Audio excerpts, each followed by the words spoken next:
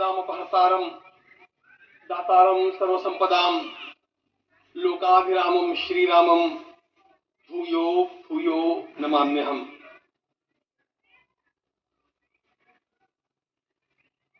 आज अंतःकरण अत्यंत उल्लास से, समाधान से और कृतज्ञता से भरा हुआ है। हमारा संपूर्ण राष्ट्र और पूरा विश्व भी आज भगवान श्री राम की प्रतिष्ठा से आलोकित होने का पर्व आरंभ हो चुका है। यह केवल एक मंदिर में एक मूर्ति की प्रतिष्ठा नहीं है, यह इस देश की अस्मिता, इस देश का स्वाभिमान और इस देश का आत्मविश्वास, इसकी प्रतिष्ठा।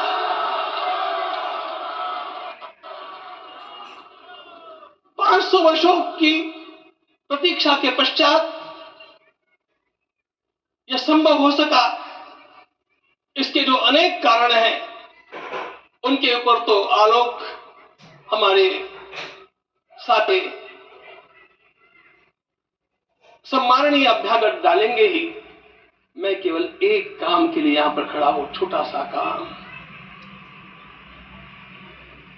कारण तो अनेक होते हैं, लेकिन अनेक कारण मिलते मिलते आखिर वे एक विशिष्ट स्तर तक पहुंच जाते हैं और उस स्तर पर कोई महापुरुष हम लोगों को उपलब्ध होता है और उस विभूति के कारण युग परिवर्तित हो जाता है।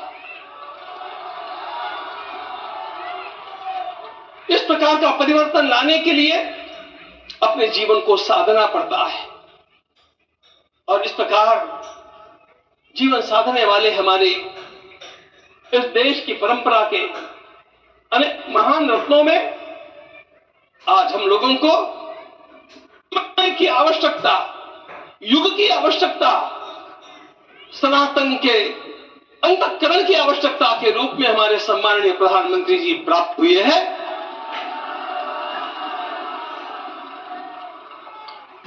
यह केवल इस देश का नहीं, यह संपूर्ण विश्व का भाग्य है कि आज एक ऐसा राजर्षि हम लोगों को प्राप्त हुआ।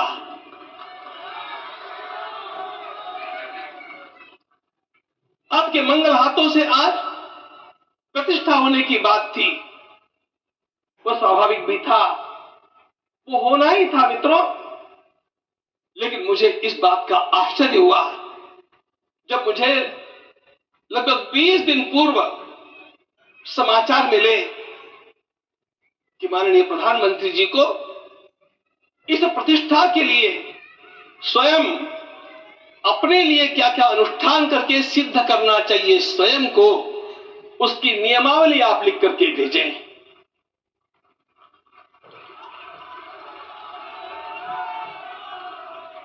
जिस प्रकार का हमारे देश का राजनीतिक माहौल है, कोई भी आकर के किसी भी समय कुछ भी कर्म करके चला जाता है, वो उद्घाटन हो चाहे पौधारोपण हो चाहे कुछ भी हो, लेकिन उसके लिए मैं अपने को सिद्ध करूं, इस प्रकार की भावना कहां होती है? यदि किसी ने पूछा तो मैं कहूंगा कि यहां होती है। भगवान श्री राम की प्रतिष्ठा करनी है। भारतीय जीवनादर्शों के सर्वोच्च आदर्श भगवान श्री राम है और इन समस्त जीवनादर्शों की प्रतिष्ठा करने के समान ही यहां की प्रतिष्ठा रही है। इसलिए एक महान विभूति को ऐसे लगा कि मैं अपने को भी साधूं।